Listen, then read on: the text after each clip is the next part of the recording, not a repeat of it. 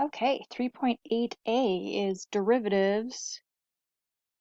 You dyed a green today. Derivatives of inverse functions. So, and before we start this lesson, which is, as riveting as always, anyway, make sure you've been doing your homework and practicing. I really don't think just the ABAs is enough. You have a test next Tuesday, which is fine. You will have had plenty of time, but only if you practice. Okay, PSA over. Here's the rule for derivatives of inverse functions. If g of x is f negative 1 of x, which is just the inverse of f of x, then g prime of x equals 1 over f prime of g of x. Or another way to write it, f negative 1 of x prime. So if you take the derivative of the inverse, you get 1 over f prime of f negative 1 of x. So I would generally recommend this definition, but honestly, we just kind of have a procedure we follow and it'll always work. There's always one or two of these on the AP test, and obviously they're going to show up on your test as well. So if, to do my example one thing with the box, right? So if, actually, you know what? I don't need an if. You could have an if. I'll write an if in a minute. So we have f of x equals x cubed minus 1. If g of x equals the inverse of f of x, find g prime of 7. So this is almost always how it'll be worded. We'll say if g is the inverse of f of x, find g prime. And so what this means for us, so if 7 is an x value for g, it's going to be a y value for f. Because if you remember, the definition of inverse is really just the domain and range is flipped or switched, meaning the x and y values are flipped. So since f and g are inverses, if 7 is an x value for g, it'll be a y value for f. So then we really just go through this procedure. So our first step is to find our point.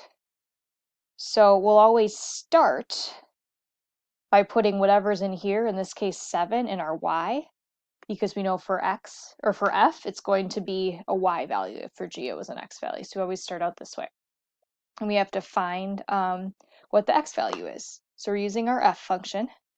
So we're looking for where x cubed minus 1 is equal to 7. X cubed is 8.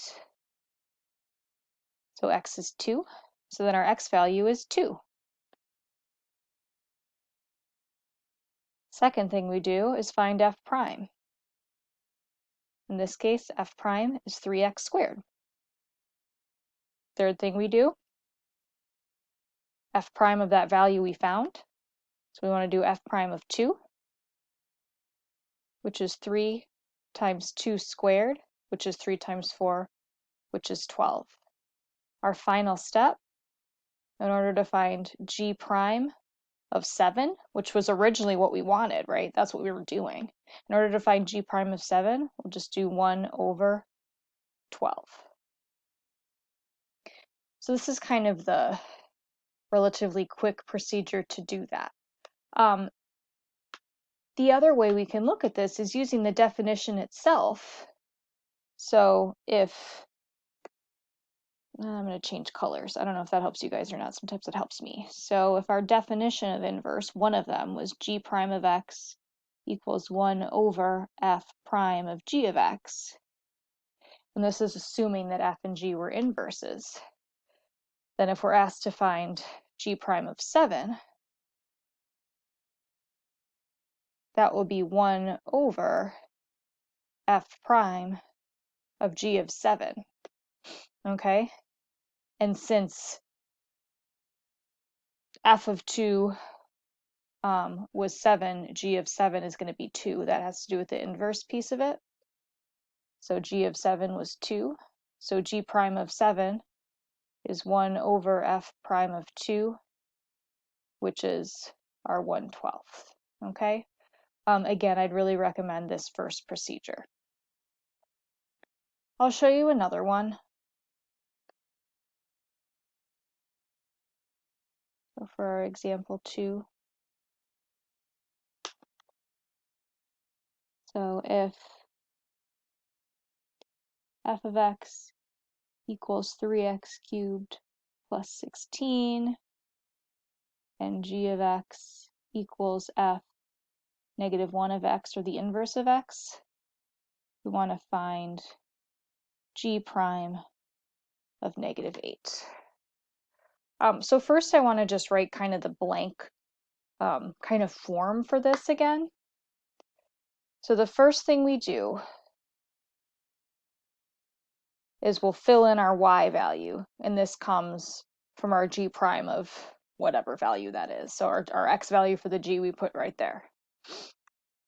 And then we will solve for our x value using f.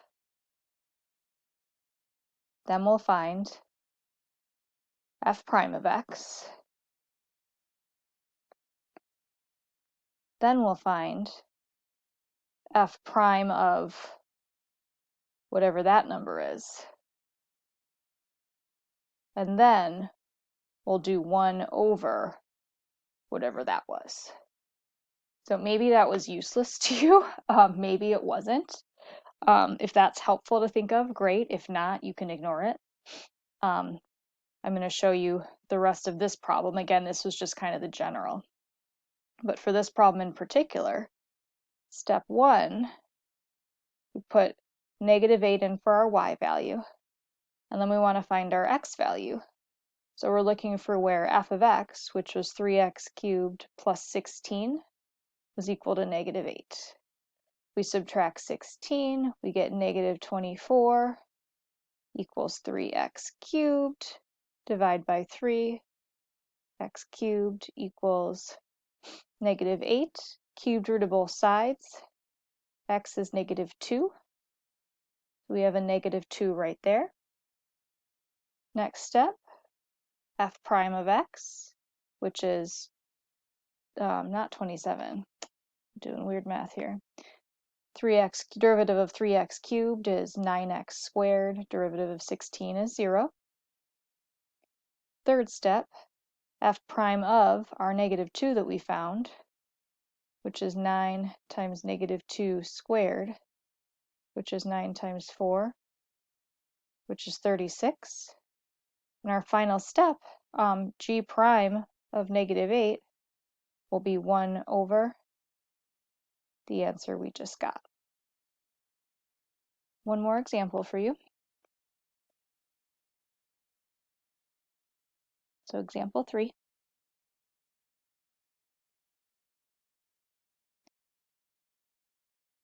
If f of 3 is 4,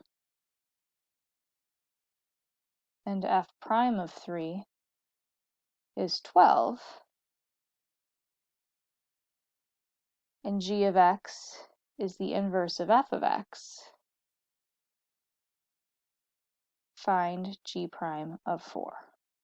Okay, step 1, we're looking for g prime of 4. Without clashes, I apologize that my colors are clashing.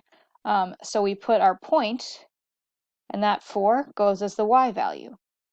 And so now we want to know what the x value is when the y value is 4 for f of 3. We don't have a function, but we're told that f of 3 is 4. So that's just the point 3 comma 4. So that must be 3. Second step is to find f prime of x. I don't know that, but that's actually okay because our third step is to find f prime of 3, and we have that. it's 12. And then our fourth step,